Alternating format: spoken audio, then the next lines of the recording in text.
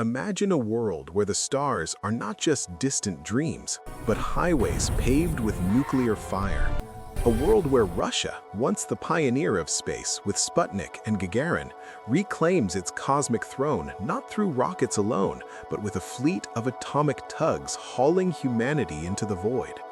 Picture colossal ships powered by the heart of stars, dragging massive habitats across the solar system like cosmic locomotives. But what if this wasn't mere fantasy? What if, in the shadows of the 2010s, a forgotten program called TEM, Russia's nuclear space tug, didn't fade into oblivion? Instead, it ignited a revolution that reshaped empires, economies, and the very fate of our species. Welcome to Russia's nuclear tow. What if Roscosmos never gave up? If you're fascinated by the roads not taken in history, the pivotal moments where a single decision could alter the cosmos, then hit that like button and subscribe for more dives into alternate realities. Today, we embark on a journey through a hypothetical timeline, blending hard science with bold speculation to explore the profound ripples of one unyielding choice. In our real world, the TEM program, short for Transport and Energy Module, was a bold Soviet-era dream revived in the post-Cold War era. Conceived in the 1980s and ramped up in the 2000s, it promised nuclear electric propulsion, a reactor generating electricity to ionize propellant and thrust spacecraft at unprecedented efficiencies. By 2008, prototypes were nearly flight-ready, tested in ground facilities that simulated the harsh vacuum of space. Imagine a tugboat in orbit, capable of towing payloads 10 times heavier than chemical rockets, with mission durations stretching years instead of months. No more fuel-guzzling burns, just steady, relentless push from nuclear might. But reality intervened. Budget cuts, geopolitical tensions after the 2008 financial crisis, and shifting priorities under Roscosmos leadership froze TEM in 2010. Components gathered dust, engineers scattered, and the dream of nuclear tugs joined the graveyard of ambitious space projects like the Buran shuttle or Mars 500 simulations. Yet in this alternate history, that freeze never happens. A confluence of factors, perhaps a surge in oil revenues, a visionary leader's insistence, or an international partnership, keeps the funding flowing. By 2012, the first orbital tests commence, and the dominoes begin to fall. What follows is no mere technological tweak, it's a seismic shift. Russia leaps ahead in space logistics, deploying nuclear tugs that make moon bases routine and Mars outposts inevitable. By the 2020s, they're ferrying megaton modules to lunar orbit, establishing permanent settlements that dwarf anything NASA or SpaceX could muster alone. Geopolitics warps. Alliances form around Russian nuclear expertise, pulling Europe and India into a Russo-Chinese bloc, while the US grapples with isolation. Economies boom on helium-3 mining from the moon, fusion tech proliferates, and by the 2040s, Russia emerges as the solar system's energy broker, controlling the nuclear arteries that power interplanetary trade. But here's the hook that will keep you watching. This path isn't just triumphant. Lurking in the shadows are twists, unforeseen conflicts over dual-use tech, ethical quagmires of nuclear proliferation in space, and a potential cataclysm that could unite or shatter humanity. Will this nuclear renaissance lead to a golden age of exploration or ignite a stellar arms race ending in apocalypse? We'll unravel it step by step, from the spark of divergence to the echoes in eternity. As we delve deeper, consider this. In our own timeline, space remains a frontier of fragile treaties and rival ambitions. Could reviving such programs today avert stagnation or invite disaster? Stay tuned as we chart this alternate cosmos, where the hum of a reactor changes everything. And if this intrigues you, smash that subscribe. Let's explore more what-ifs together. To understand how profoundly different our alternate cosmos could have become, we first need to step back into the real timeline, into the late Soviet Union, through the chaotic 1990s, and into the uncertain first decade of the 21st century. Only then can we see just how close humanity actually came to having nuclear space tugs as a working reality, and how fragile that near miss really was. The story of nuclear propulsion in space is older than most people realize. The United States began serious work on nuclear rockets in the 1950s with Project Rover and NERVA, nuclear thermal rockets that promised to cut the travel time to Mars in half compared to chemical systems.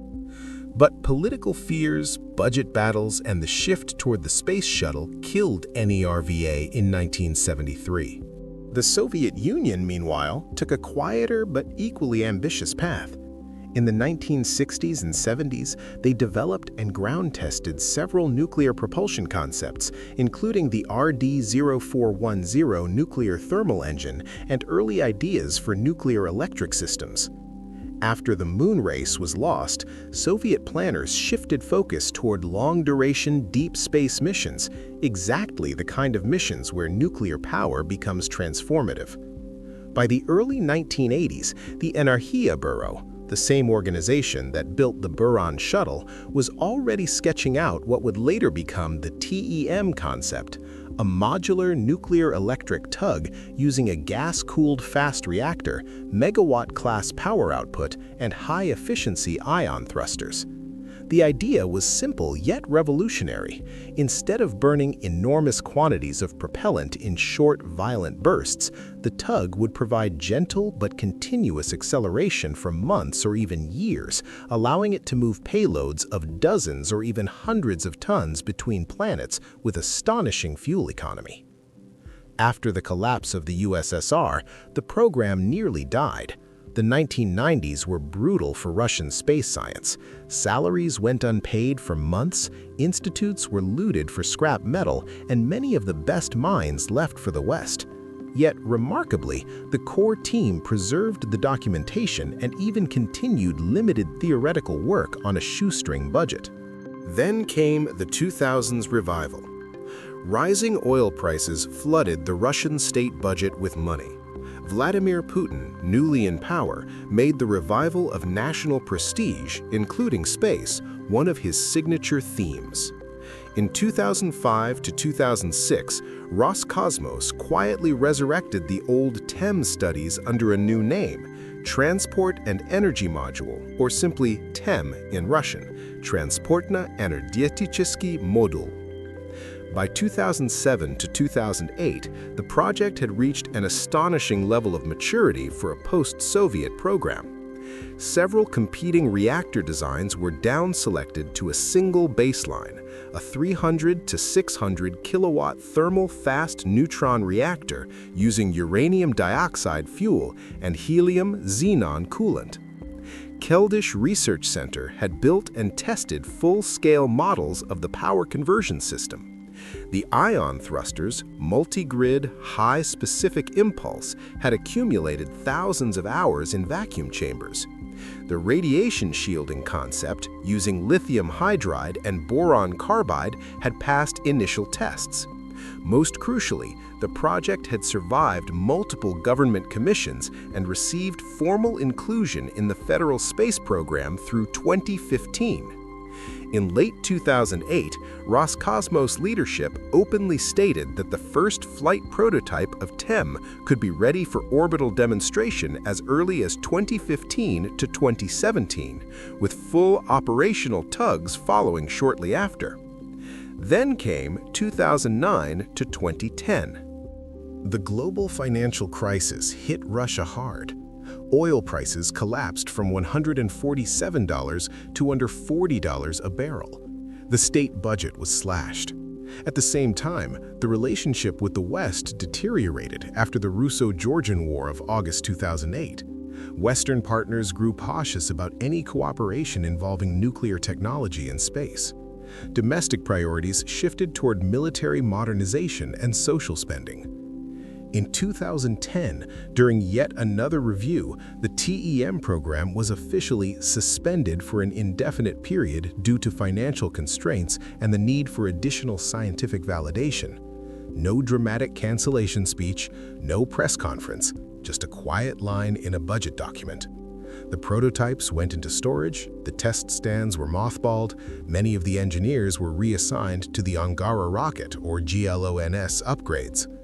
And so, the dream of the Russian nuclear space tug slipped beneath the waves, seemingly forever. But history, as we know, turns on small choices and narrow margins. In our real world, TEM died of 1,000 small cuts.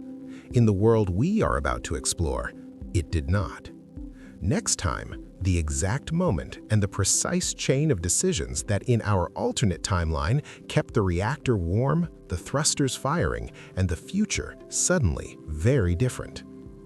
In late December 2010, inside a dimly lit conference room at Roscosmos headquarters in Moscow, the fate of the TEM program hung on the outcome of one final review meeting.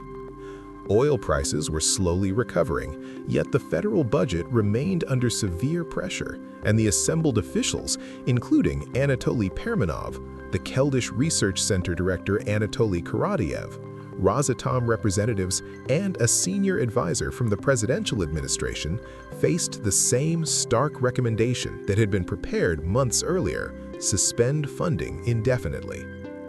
Technical specialists had already warned that cancellation would mean irreversible loss of infrastructure, specialized test facilities, and the experienced core team, most of whom were approaching or past retirement age.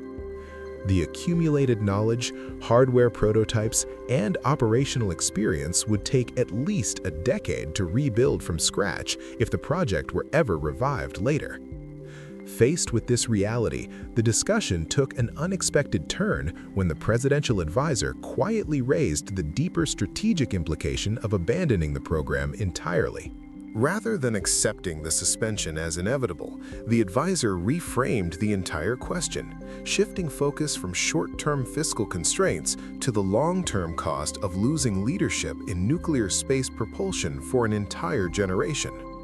He pointed out that once the unique test loops, reactor prototypes, and ion thruster test beds were dismantled or repurposed, and once the aging specialists dispersed to other projects or retirement, Russia would forfeit any realistic chance of regaining the technological edge it had painstakingly rebuilt since the early 2000s.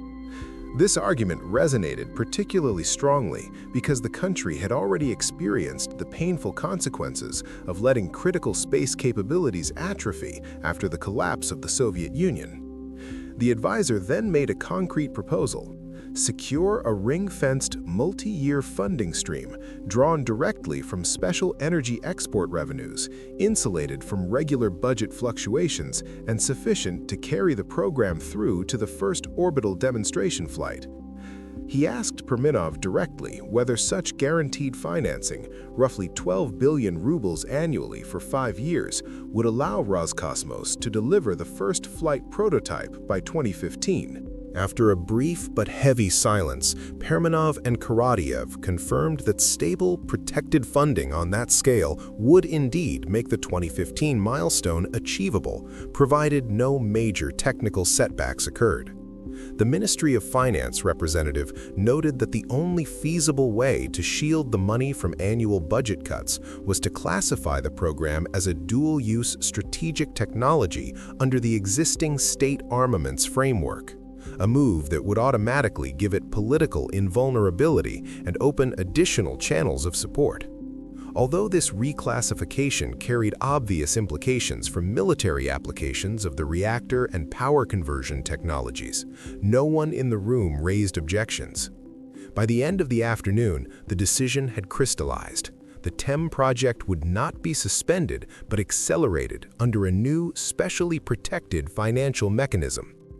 On January 17, 2011, an understated government decree established the Strategic Energy and Transport Reserve Fund, allocating the promised resources with minimal public fanfare. From that moment, the program regained momentum with remarkable speed. Previously mothballed test stands were reactivated, retired engineers returned under generous incentives, and a new generation of specialists was rapidly recruited from leading technical universities. In 2012, the reactor prototype achieved a full-power criticality run lasting over 5 days, while the ion thruster cluster surpassed 10,000 hours of continuous operation in vacuum chambers. By mid-2014, assembly of the first flight unit, designated TEM-1 Irtish, was underway at the Khrunichev plant. In November 2015, a Proton-M rocket lifted the 22-ton nuclear tug prototype into orbit under the cover name Cosmos 2512. Western space agencies issued only brief, cautious statements, while China quietly intensified its own nuclear propulsion research. Inside the Russian space sector, however, the significance was immediately clear. The long arc of Soviet and post-Soviet nuclear space ambition had not ended, it had just begun its most decisive chapter. Next time, the first decade of consequences. How a small fleet of operational nuclear tugs quietly begins to rewrite the economics of lunar access, why permanent moon bases suddenly become routine, and how, by the early 2020s, the United States finds itself unexpectedly trailing in the race to establish a sustained human presence beyond low Earth orbit. With the successful launch of TEM-1 Irtish in November 2015, Russia crossed an invisible threshold that few outside the space community immediately appreciated. Unlike traditional chemical upper stages that burn out after minutes, this 22-ton nuclear-electric tug carried a 600-kilowatt reactor that could operate for over a decade, delivering continuous low-thrust acceleration with almost unbelievable propellant efficiency. The initial demonstration mission was deliberately modest, a series of controlled orbital maneuvers to prove radiation shielding, thermal management, and the integration of the ion thruster array under real space conditions. By mid-2016, the vehicle had already demonstrated the ability to change its orbit by several hundred kilometers using less than 5% of its xenon propellant reserve. Western analysts who had initially dismissed the launch as another Russian propaganda stunt began to quietly revise their assessments when telemetry data, carefully released through scientific channels, confirmed the performance figures Roscosmos had long claimed. The real game-changer arrived in 2018 with the first operational deployment of the TEM-class tugs. 2 additional units, Yenisei and Lena, were launched within 6 months of each other, each paired with a heavy Proton-M or the newly commissioned Angara A5V. Rather than performing showy demonstrations, Roscosmos used them exactly as intended, as orbital workhorses. The tugs began systematically ferrying massive payloads, 40 to 60-ton modules, from low Earth orbit to geostationary transfer orbit and then onward to lunar orbit. What previously required multiple launches and complex refueling architectures now became a single, comparatively economical operation. By 2020, Russia had delivered 3 large lunar gateway modules, each weighing over 50 tons, to a near rectilinear halo orbit around the moon.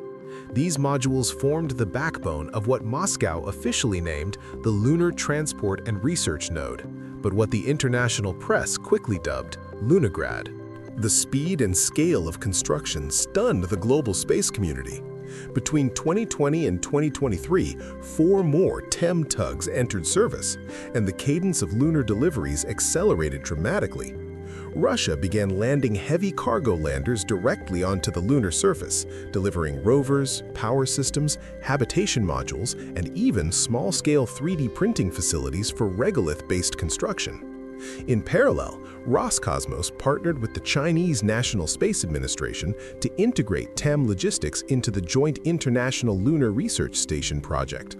The partnership proved mutually beneficial. China provided heavy-lift launch capacity and surface infrastructure expertise, while Russia supplied the nuclear tugs that made frequent, high-mass transfers economically viable.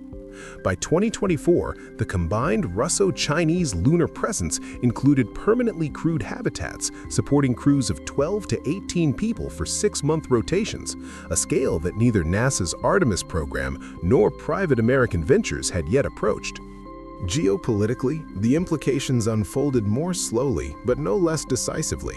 The United States, still focused on the Space Launch System and commercial crew partnerships, found its lunar ambitions constrained by the high cost per ton to the Moon. Attempts to accelerate development of nuclear thermal propulsion under DARPA's Draco program ran into repeated delays, funding battles, and regulatory hurdles over nuclear safety in orbit. Meanwhile, European space agencies, facing stagnant budgets and political pressure to diversify away from exclusive dependence on American launchers, began exploratory talks with Roscosmos about potential access to TEM services. India, already cooperating with Russia on a wide range of space technologies, quietly signed a Memorandum of Understanding in 2022 to study joint use of nuclear tugs for its own lunar and Martian ambitions. The gradual formation of a Russo-Chinese-Indian European technical bloc around nuclear space propulsion began to take shape, offering an alternative architecture to the American-dominated model. Economically, the effects were even more profound. The ability to deliver megawatt-scale power systems and hundreds of tons of infrastructure to the Moon at a fraction of previous costs opened the door to serious helium-3 prospecting. By 2025, Russian and Chinese robotic miners were already extracting and processing regolith samples, demonstrating the feasibility of in-situ resource utilization on an industrial scale. Helium-3, with its promise as a clean fuel for future fusion reactors, suddenly moved from theoretical curiosity to strategic commodity. Russia positioned itself not merely as a launch provider, but as the gatekeeper of the most efficient transportation network in cislunar space. The first contracts for commercial payload delivery using TEM tugs, including European Scientific Instruments and Indian Resource Prospecting rovers, were signed in late 2024, signaling the birth of a new kind of orbital economy. Yet beneath the surface of these achievements lay the first faint warnings of future tension. The United States issued increasingly pointed diplomatic notes about the risks of nuclear reactors in shared orbital regimes. Arms control experts began raising questions about the dual-use nature of the technology.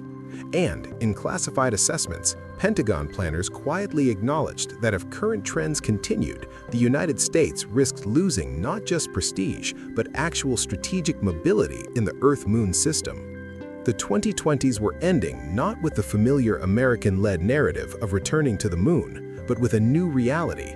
Russia and its partners were already building the infrastructure of permanence there.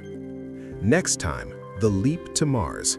How nuclear tugs make the red planet accessible on a timescale once considered science fiction. Why the first permanent orbital station around Mars appears in 2025-2027. And how the geopolitical map of the inner solar system begins to fracture along lines that will shape the rest of the century. By the mid-2020s, the nuclear tug had proven itself far beyond lunar logistics. It had become the key enabler of sustained human expansion into the deeper solar system. With a fleet of 8 operational TEM-class vehicles in service by 2027 and 3 more under construction, Roscosmos shifted its focus outward. The same fundamental advantage that made lunar deliveries routine, high specific impulse, continuous thrust, and near-zero propellant consumption relative to payload mass, turned the journey to Mars from a once-every-2 years sprint into a near-continuous conveyor belt of heavy cargo. Where NASA's planned Mars missions still relied on convoluted orbital refueling architectures and chemical propulsion limits, Russian nuclear tugs could transport 100-ton-plus payloads from Earth orbit to Mars orbit in under 9 months, with minimal radiation exposure for crews sheltered inside shielded habitats towed behind the reactor. The first major milestone came faster than even optimistic planners had predicted. In late 2026, 2 upgraded tugs, designated TEM Mars, OB, and Amr, each towed a 60-ton payload stack consisting of a large inflatable habitat module, a nuclear surface power reactor, and a precision landing system. Launched during a suboptimal transfer window, the convoy took 11 months to reach Mars, but arrived with ample reserves. In mid-2027, the modules were successfully inserted into a highly elliptical orbit around the red planet, where they were assembled robotically into the first permanent human-rated station, Mars Orbital Gateway Zvezda M. Crewed missions followed almost immediately. A rotating crew of 6 cosmonauts and taikonauts arrived in 2028 aboard a modified Federation spacecraft propelled by yet another tug, marking the beginning of continuous human presence in Mars orbit. Surface landings began in 2030 with heavy cargo deliveries that included pressurized rovers, ISRU propellant plants, and the foundational elements of what would eventually become the Phobos base, a staging outpost on Mars's larger moon. Geopolitically, the establishment of a permanent Russo-Chinese foothold around Mars sent shockwaves through Washington and Brussels. NASA's Artemis program, while achieving occasional crewed landings on the lunar South Pole, remained limited to short-duration sorties of days or weeks. The projected American Mars architecture, centered on Starship and chemical propulsion, faced repeated delays due to technical challenges, funding instability, and the sheer difficulty of assembling massive vehicles in orbit without a reusable heavy-lift tug equivalent. European governments, already participating in lunar missions via TEM services, began openly debating whether continued exclusive alignment with the United States made strategic sense when Russia and China were offering concrete pathways to Mars. In 2031, the European Space Agency signed a framework agreement for joint Mars exploration with Roscosmos and CNSA, including guaranteed crew slots on future missions in exchange for scientific instruments and financial contributions. India followed in 2033 with its own bilateral agreement, securing technology transfers and payload slots that accelerated its Gaganyaan-derived deep space capabilities. Economically, the Mars corridor opened entirely new horizons.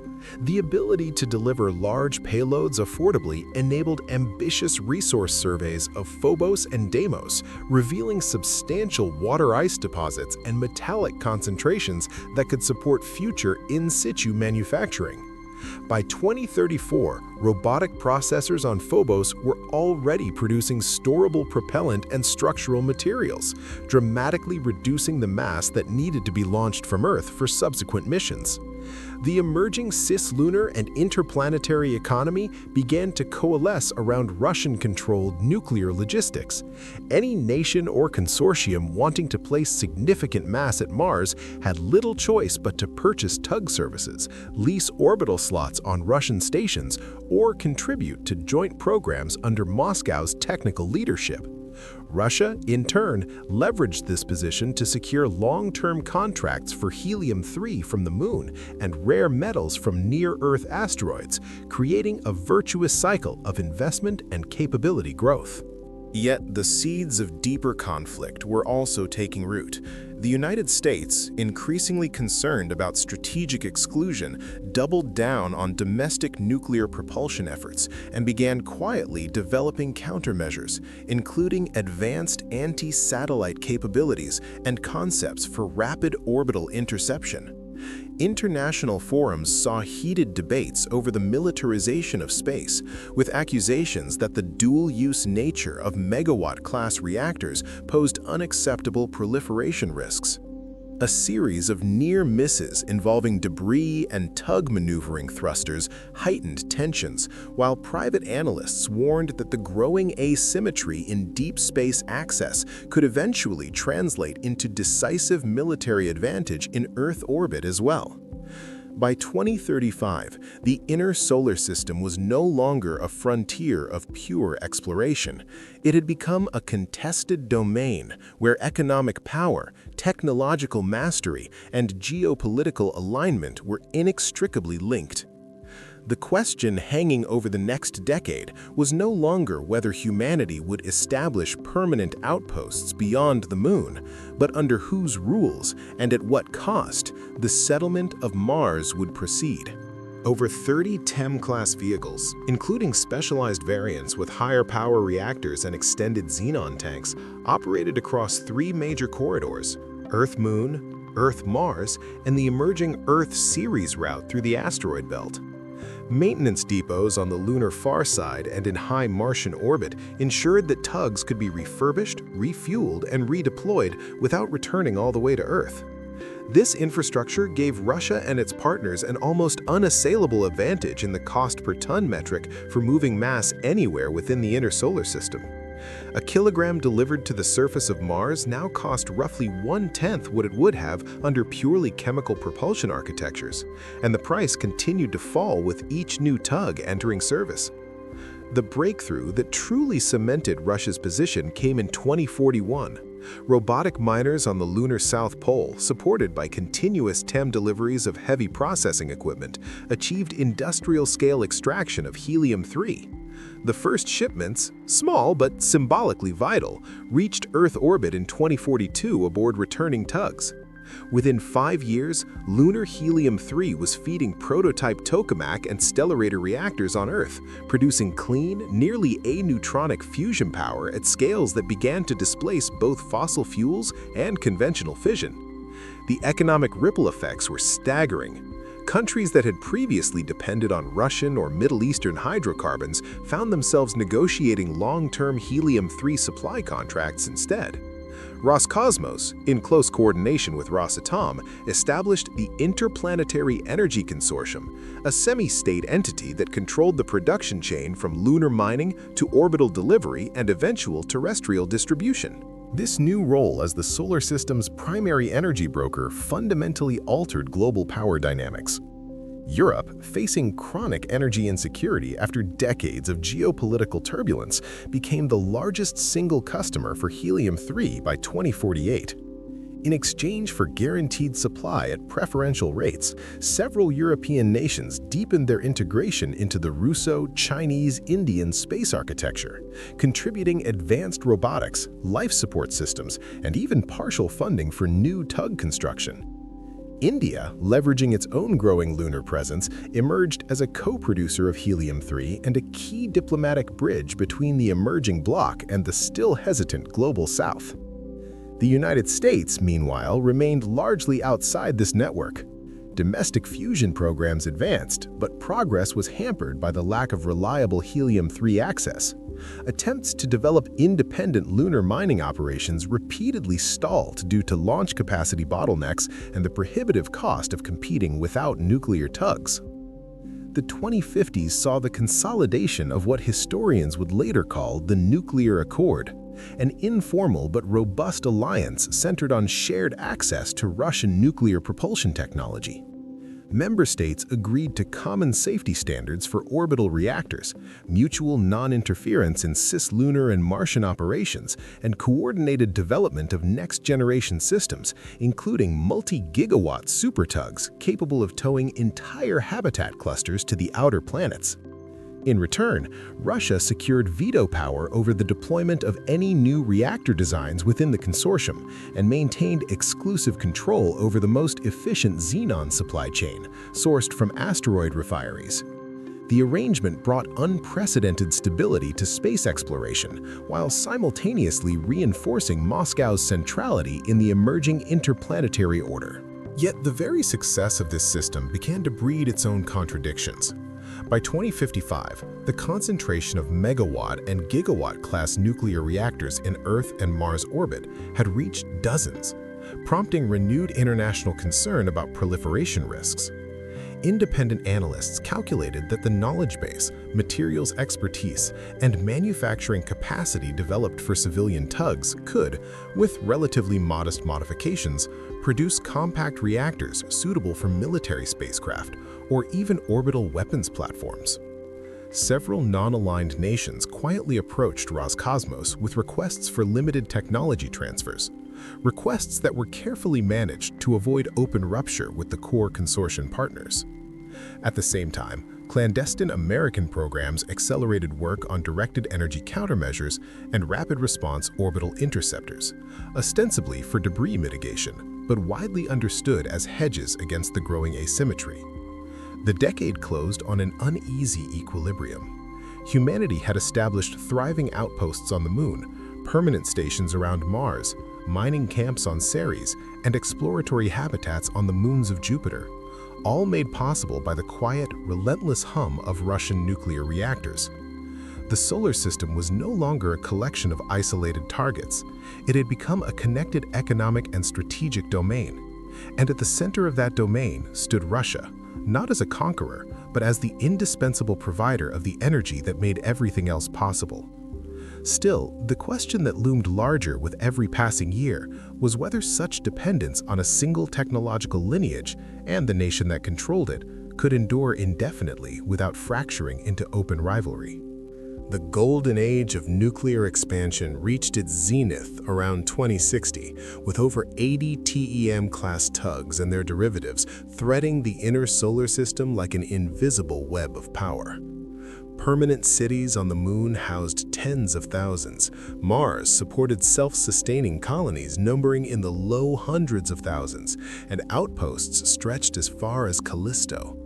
Helium-3 flowed in steady streams, feeding fusion grids that had finally ended the era of terrestrial energy scarcity. Yet the very scale of this achievement planted the seeds of its first serious unraveling. In 2064, the Irtish 7 incident shattered the illusion of perfect reliability.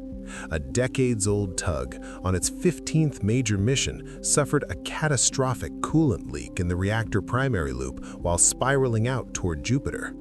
The automatic safety systems failed to fully scram the core.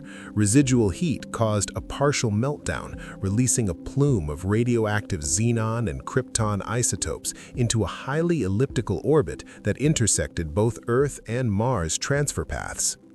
Although the crewless vehicle was remotely stabilized and towed to a safe disposal trajectory, the event triggered the first mandatory global stand-down of all nuclear tugs for 18 months.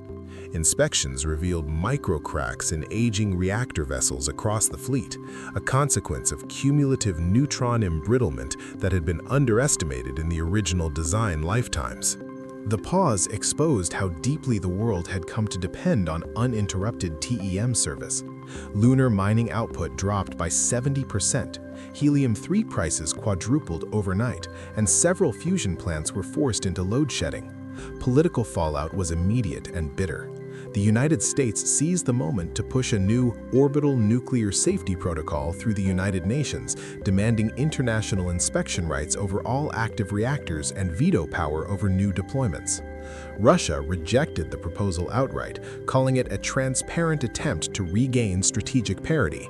Tensions escalated when American orbital defense platforms conducted debris mitigation exercises uncomfortably close to Russian tug depots. The crisis accelerated the long-delayed diversification race. China, India, and a coalition of European states poured resources into alternative propulsion: high-power solar electric sails, laser thermal drives, and even compact fusion rockets.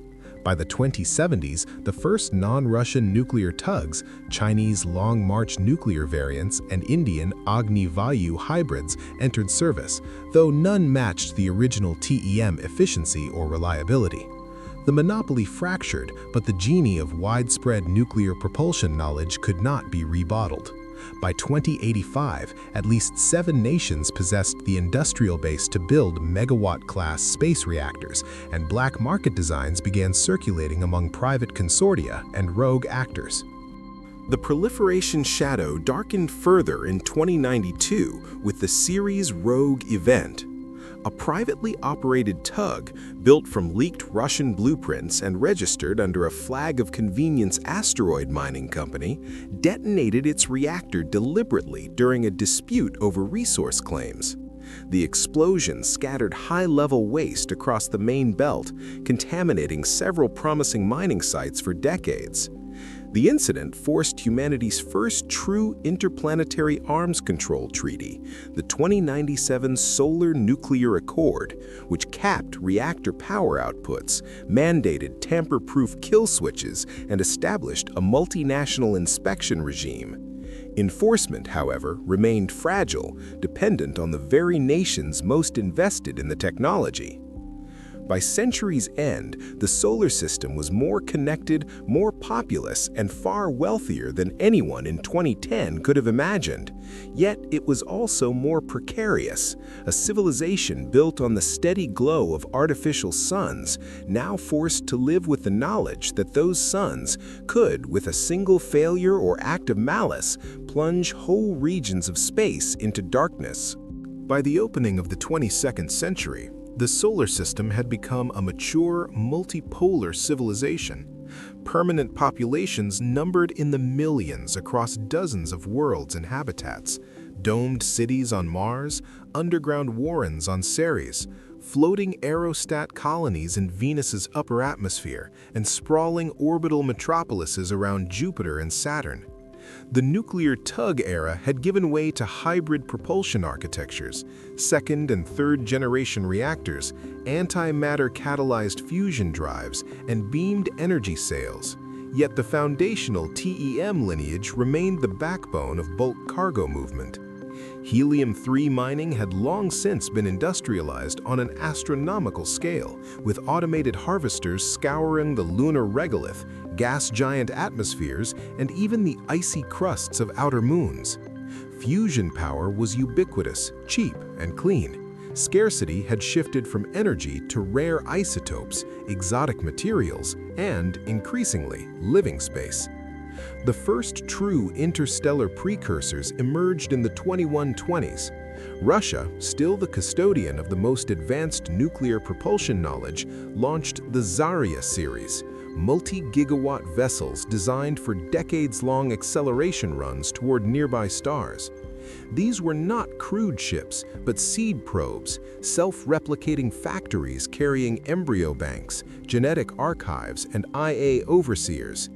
Powered by aneutronic fusion reactors fed by onboard helium-3 stockpiles, each Zarya could reach 10% of light speed after a century of continuous thrust, then decelerate using magnetic sails against the interstellar medium. The first launch in 2128 targeted Proxima Centauri. Subsequent missions fanned out toward Barnard's Star, Wolf 359, and Epsilon Eridani. By 2150, the solar system had dispatched over 40 such arc probes, each carrying fragments of human culture, biology, and technology in the hope that one might find a viable world. The 2170s brought the first tentative contact with something beyond human origin. A Zarya successor probe, returning data from the Oort cloud fringes, detected anomalous narrowband radio signals emanating from a rogue planet drifting between the stars. The signals exhibited repeating prime number patterns interspersed with complex modulation, characteristics that defied natural explanation. Decades later, in 2194, a dedicated Russian-Chinese follow-up mission using a relativistic flyby confirmed the presence of an ancient, derelict megastructure partially embedded in the rogue world's ice mantle. The artifact appeared to be a dormant von Neumann probe, its builders long extinct or departed. Analysis of its surface alloys and isotopic signatures suggested construction over 2 million years earlier, possibly originating from a now-dead system in the direction of Cygnus. This discovery ignited the deepest philosophical upheaval since the Copernican revolution. Humanity confronted the reality that it was neither first nor alone, merely late. Debates raged over whether to attempt reactivation of the artifact, risking unknown defenses or pathogens, whether to seed it with our own replicators, or to leave it undisturbed as a cosmic monument. The incident also accelerated the formation of the Solar Concord, a binding federation of all major powers that replaced the fragile 2097 nuclear accord with enforceable rules for first contact protocols, replication ethics, and the containment of self-replicating technology. By the mid-23rd century, the first generation of true interstellar colony ships, crewed multi-kilometer cylinders propelled by antimatter-boosted fusion, departed for Proxima b and other confirmed habitable exoplanets. Russia's enduring mastery of high-powered nuclear systems ensured that these voyages remained viable, even as other nations contributed habitats, life support ecosystems, and quantum AI navigators. The solar system, once divided by terrestrial rivalries, had coalesced into a single outward-looking polity, not out of idealism, but necessity. The nuclear fire that began in a snowy Moscow conference room 2 centuries earlier had not only opened the planets, it had forced humanity to mature into a species capable of crossing the interstellar gulf. Yet the shadow remained. Every reactor, every replicator, every arc carried the same dual potential: creation or annihilation. The question that haunted the long night between stars was no longer geopolitical, but existential. Had we lit the torch of civilization, or merely handed matches to children in a powder magazine? From the single decision in that Moscow conference room in 2010, the timeline branches into radically divergent futures. In the most optimistic path, what future historians might call the Concorde Ascendant scenario, the nuclear tug revolution becomes humanity's greatest unifier. By the 2150s, the solar Concorde evolves into a genuine federation, with binding laws that treat nuclear propulsion as a shared heritage rather than a national asset. Russia willingly licenses advanced reactor designs under strict safeguards, and the proliferation fears of the 21st century prove overstated. The first interstellar colonies take root on Proxima b and Tau Ceti e around 2200.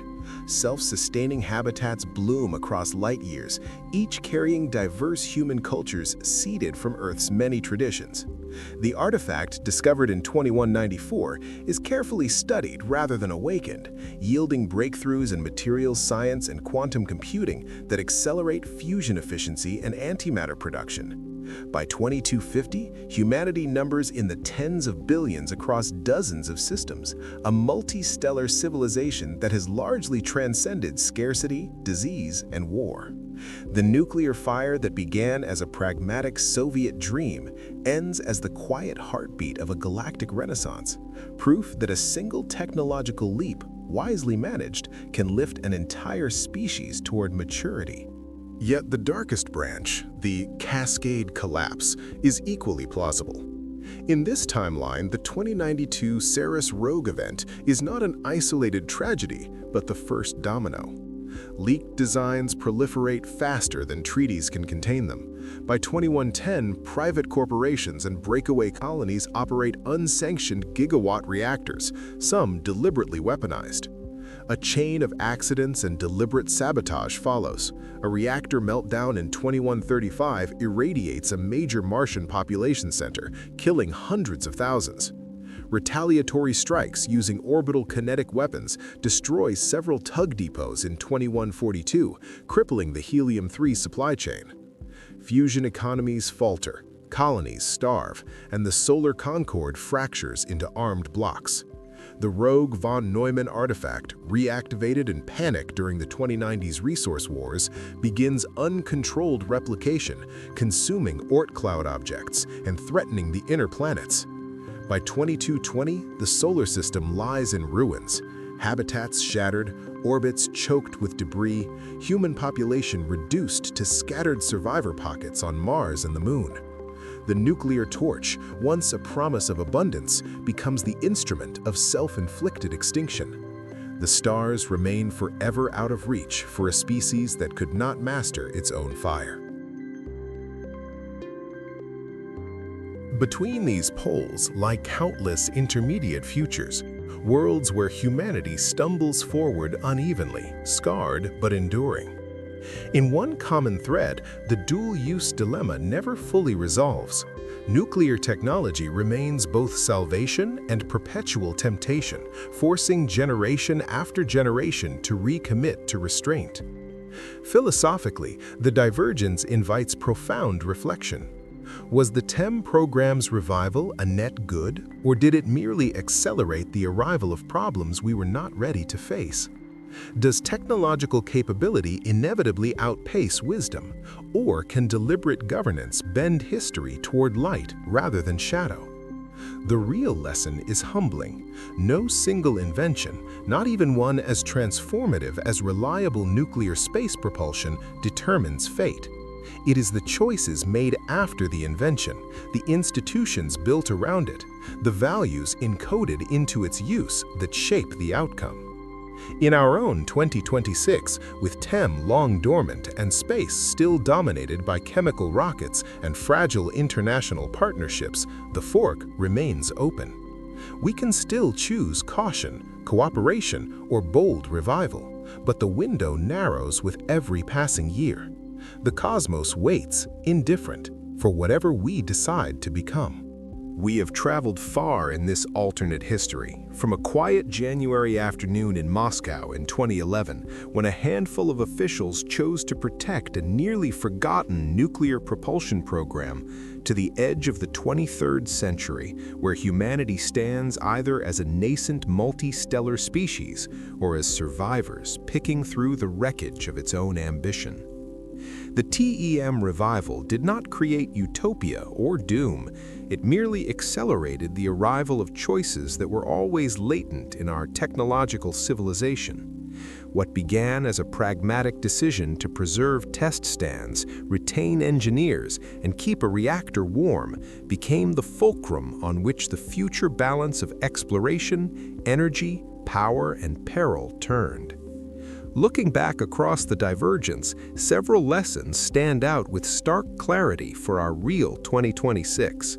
First, space is not a domain of pure science divorced from geopolitics.